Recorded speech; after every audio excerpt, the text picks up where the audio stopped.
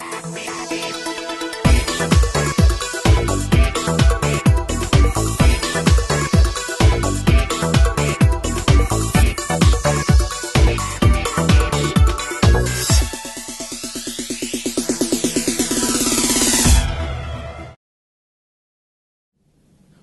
my name is Sergeant Chris Huffman. I'm a sergeant with the Pensacola Police Department in Pensacola, Florida. Been a police officer for 33 years, and during that time period, I've taught in the elementary, middle, and high school settings. In fact, I was a DARE officer for 6 years. What we're finding out here, not just in Pensacola, but the state of Florida and this area of the country, is there are some issues, some major issues that parents need to be have knowledge of. If you don't have knowledge of this information, then needless to say, you could have some problems on your hands without even knowing about it and whatever. And one of the things I wanted to talk to you about, just real briefly, is spice. Spice is a synthetic material that's out there that mimics the effects of marijuana. Apparently it does the receptors in the brain. It tickles those same receptors that THC does. I'm not a chemist. I'm a police officer. But what we are finding out is that some of these materials that are out there, the chemists that are developing it either by accident or on purpose, that it can be dangerous and you not even know what you're dealing with. You know, I have said on an earlier video or on this particular website that some of the problems that we've had with substance abuse is children don't necessarily know if something can harm them because it looks pretty. If you're looking at the outward packaging, you cannot think that just because it looks like a toy or it looks like a food that it's going to be good. We all know that there are some substances out there that can hurt our kids, and we want to make sure that we're educated, having the information. One of the things that we have seen in addition to spice with the problems that we're having there is bath salts. Bath salts that could be used in a legal area, you know, in water, that they are used, that they are either smoked or they're ingested in a manner where it gives the individual a euphoric high. Certainly things related to chemicals, and we're talking about polishes and PAM, which can be a cooking oil. Beyond that, we have had issues with certain types of aerosol creams. You know, the creams that are used and placed in the refrigerator and whatever, those. And it's not so much the cream, it's the propellant that's being used. We've had some problems with people using those type of chemicals, you know, to get high, and then what's happened is they've suffocated or they've gone into a seizure because of these chemicals and how it responds to oxygen that is supposed to be going to their brain. But the major problem that we're dealing with, and this has been for years and years, probably since when we were in school, is alcohol.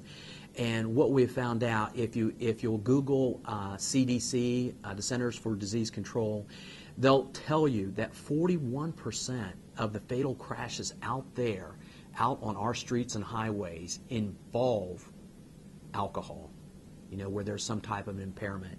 That has gone down. That has gone down for some time.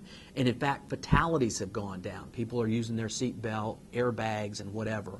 But I'm telling you, I wish I didn't know anybody that was killed in an alcohol-related traffic crash, but as I have been associated with schools for years and years and years, I have known a number of young people that even though they were educated, they had the right information, even graduated from some of our drug awareness programs and whatever, they got in a car with somebody that had been drinking or they themselves had been drinking and they were involved in a traffic crash.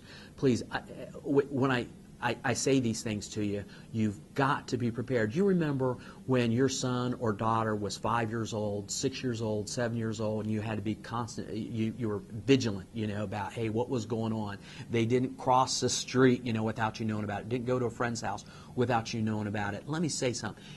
please have a list. You should know the names of their friends, know their phone numbers, know their parents' names, where they live. Because all it would take would just be for, they're supposed to be home at 11 o'clock, they haven't shown up, and it's now 12 o'clock, it's 1 o'clock in the morning, it's 2 o'clock in the morning, they're not answering their cell phone. What do you do? Of course, a lot of times people will call the police. They want to know if anybody's been involved in a traffic crash. No, they haven't.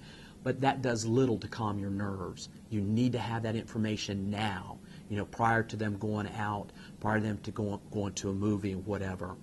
One of the things that we have seen over the years a decline in is the use of tobacco, which is good. But understand that tobacco usage is not going to take somebody else's life after the first, week or second week or third week or month or so on. It's going to be way on down the road. Alcohol, it can happen the very first time that they're using it, and needless to say, it is possible for an individual to use alcohol to such an extent that they can die from alcohol poisoning.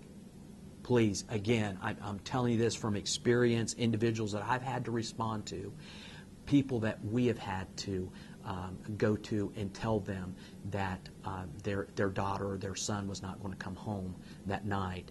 And having said that, we understand that alcohol is available out there. We understand that there are certain things that may be available to young people, but please, you should know how much alcohol, where that alcohol is available, and you should be accountable for that. You should be able to hold that those things accountable. One of the things that we like to talk about regarding drug usage is things change every day, and look and be cognizant of what's going on. Again, the CDC, cdc.gov is an excellent resource for you to look at, to see some of the information that is available, what is happening out there and whatnot.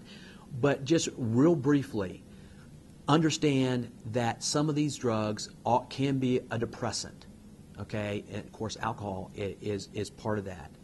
Don't just treat the symptom. Treat the underlying cause. There are people there at the schools, and there are people within the community that can help you. Some of those sources are free. There's guidance counselors at most high schools and middle schools, and there are some available resources for you. So please, the school resource officers that are also attached to your schools would be an excellent resource, and possibly even to talk to you in a private setting should you need so. Thank you very much.